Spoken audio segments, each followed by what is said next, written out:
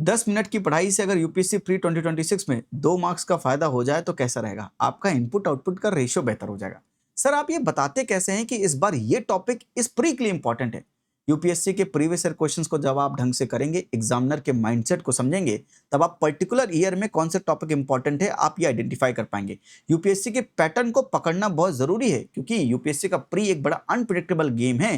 पर then also अगर rational समझेंगे, क्योंकि God is rational and rational is God, rational समझेंगे तो समझ सकते हैं कि ये टॉपिक बड़ा इंपॉर्टेंट है।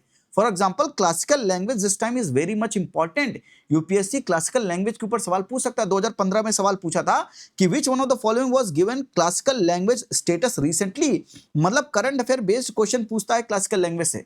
लेकिन इस बार क्लासिकल लैंग्वेज और शेड्यूल लैंग्वेज को मिक्स करके सवाल पूछ सकता है। सर क्या बोल रहे हो, कैसे सवाल पूछेगा? कुछ इस टाइप का सवाल पूछ सकता है। इसका जवाब मुझे कमेंट सेक्शन में दो। Consider the following: Sanskrit, Odia, Bengali, Pali and Prakrit. How many of the above are categorized as classical language but not at scheduled language? Scheduled language नहीं है, classical language है। इनमें से कौन सी सिर्फ और सिर्फ classical language है?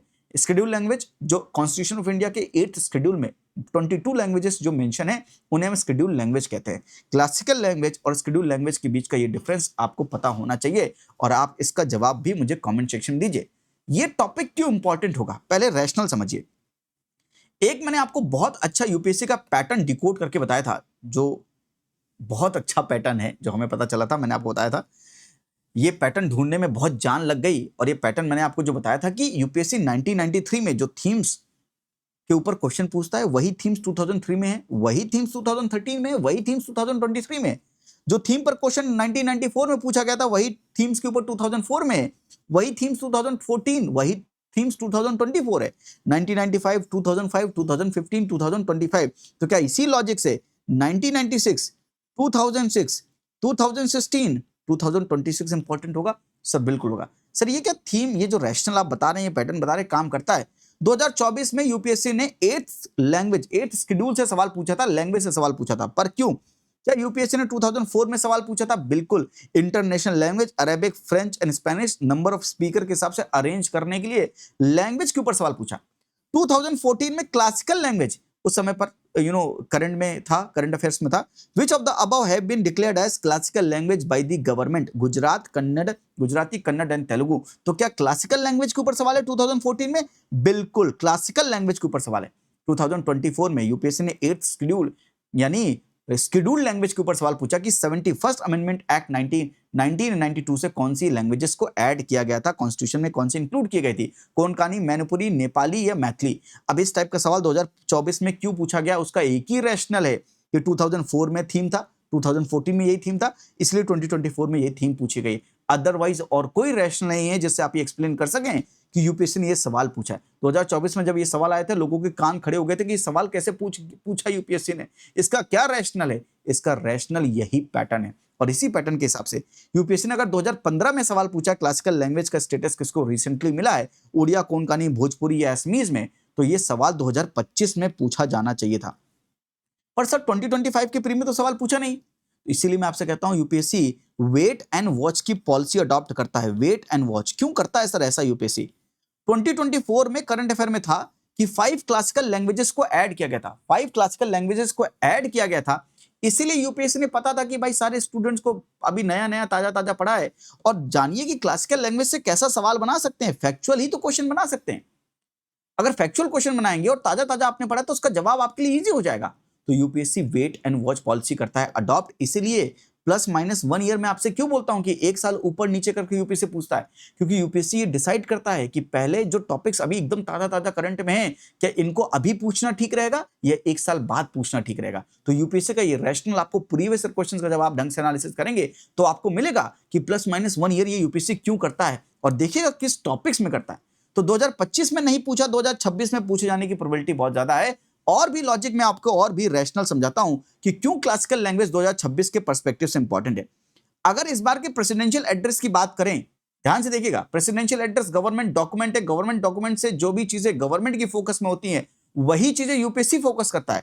53 पॉइंट स्टेटमेंट पढ़िए, my government is also establishing the tribal museum, और यहीं पर आगे लिखा है I am happy to announce that by getting the constitution translated in the Santhali language, my government has enhance the pride of the tribal community. SC ST PVTG tribal, ये important है। साथ में देखिए लैंग्वेज को mix कर दिया है और कॉन्स्टिट्यूशन को संथाली लैंग्वेज में ट्रांसलेट कर रहे हैं। बिरसा मुंडा संथाल रिबिलियन, रिबिलियंस भी इंपॉर्टेंट है इस कॉन्टेक्स्ट में। ट्राइबल मूवमेंट्स इस बार इंपॉर्टेंट है, प्लीज पढ़ के जाइएगा। साथ में लैंग्वेजेस को मर्ज करके ट्राइबल से, या लैंग्वेजेस को क्लासिकल लैंग्वेज शेड्यूल लैंग्वेजेस को मर्ज करके सवाल, जैसा मैंने आपको बताया वैसा सवाल यूपीएससी से पूछ सकता है। अब देखिए कॉन्स्टिट्यूशन को ट्रांसलेट करना संथाली लैंग्वेज में, तो क्या संथाली लैंग्वेज हमारी शेड्यूल लैंग्वेज है, क्या वो क्लासिकल लैंग्वेज है, ये पता होना चाहिए आपको। इसीलिए प्रेसिडेंशियल एड्रेस पे भी लैंग्वेज के ऊपर बात की है। साथ में अगर आप देखें तो 2004 में तमिल को पहली लैंग्वेज थी जिसको क्लासिकल लैंग्वेज का दर्जा दिया गया था। 2005 में संस्कृत को दिया गया था और संस्कृत को 20 इयर्स कंप्लीट हो रहे हैं। संस्कृत को 20 इयर्स कंप्लीट हो रहे हैं 2025 में, इसलिए यूपीएससी 2026 में सवाल पूछ सकता है। और साथ में 5 नई क्लासिकल लैंग्वेज को रिकॉग्नाइज किया गया है 2024 में, तो करंट अफेयर के कॉन्टेक्स्ट में इंपॉर्टेंट है। साथ में प्रीवियस ईयर क्वेश्चन मैंने आपको दिखाया, 2024 में ये सवाल पूछा गया था, 2021 में भी सवाल पूछा गया था। With reference to India the term Halbi Ho Kui, ये क्या है, ट्राइबल लैंग्वेजेस है। मैंने कहा ना दोनों को मिक्स करके पूछता है, ट्राइबल एंड लैंग्वेजेस। और प्रेसिडेंशियल एड्रेस का वो नोट आपने देखा है, 2021 में ट्राइबल लैंग्वेज के ऊपर सवाल पूछा है। साथ में ये 2015 का सवाल था कि क्लासिकल लैंग्वेज को कौन सा रिसेंटली हमने ऐड किया था। इसी कॉन्टेक्स्ट में आपको क्लासिकल लैंग्वेज पढ़ना चाहिए। क्लासिकल लैंग्वेज कैसे डिसाइड करते हैं क्लासिकल लैंग्वेज होगा कि नहीं होगा, तो क्लासिकल लैंग्वेज कौन सी क्लासिकल लैंग्वेजेस होती हैं? Ancient languages with independent tradition and rich literary history that continue to influence various literary styles and the philosophical text। भाई हम वैसे भी आर्ट एंड कल्चर की बात करते हैं, वैसे भी आर्ट एंड कल्चर हमारे पर्सपेक्टिव से, हमारे रिच हेरिटेज, हमारे हिस्ट्री के पर्सपेक्टिव से, हमारे देश के प्राइड के पर्सपेक्टिव से बड़ा इंपॉर्टेंट है। तो क्लासिकल लैंग्वेज क्या होती है? एंशिएंट लैंग्वेजेस हैं जिसकी इंडिपेंडेंट ट्रेडिशन है, रिच लिटरली हिस्ट्री है। साथ में क्या क्राइटेरियाज होते हैं किसी भी लैंग्वेज को डिक्लेयर करना कि वो क्लासिकल होगी कि नहीं होगी, ये कौन डिसाइड करता है? मिनिस्ट्री ऑफ कल्चर के अंदर एक कमिटी है, लिंग्विस्टिक एक्सपर्ट कमिटी, वो डिसाइड करती है। उसमें मेंबर होते हैं union ministry of home, culture and 4 और 5 लिंग्विस्टिक एक्सपर्ट होते हैं at any given point of time. साथ में क्या क्राइटेरियाज हैं? उस क्राइटेरियाज को, जो पहले क्राइटेरियाज थे करंट अफेयर में था कि उस क्राइटेरियाज को साहित्य अकेडमी ने under the chair of the साहित्य अकेडमी, इन क्राइटेरियाज को थोड़ा सा मॉडिफाई भी किया गया और मॉडिफाई करके ये क्राइटेरियाज ये किए गए हैं। इसको थोड़ा सा आप पॉज करके वीडियो को रीड कर लीजिएगा कि क्या क्राइटेरियाज हैं। History and the current context, Tamil was the first language to be given the classical language status in 2004 followed by the Sanskrit. और जिस तरह से गवर्नमेंट है, मंदिर वहीं बनाएंगे, तो मतलब जिस तरह से गवर्नमेंट की आइडियोलॉजी होगी, अखंड भारत, हिंदुत्व है, उस हिसाब से संस्कृत बड़ी इंपॉर्टेंट हो गई। और इसलिए 2025 में संस्कृत को 20 साल कंप्लीट हो रहे हैं इस क्लासिकल लैंग्वेज का स्टेटस दिए हुए, इसलिए 2026 में इस पर्सपेक्टिव से भी सवाल पूछ सकता है। साथ में नई लिस्ट में नए 5 नाम ऐड हुए हैं 2024 में। कौन कौन से? मराठी, इस बार मराठा अंपायर भी बड़ा इंपॉर्टेंट है।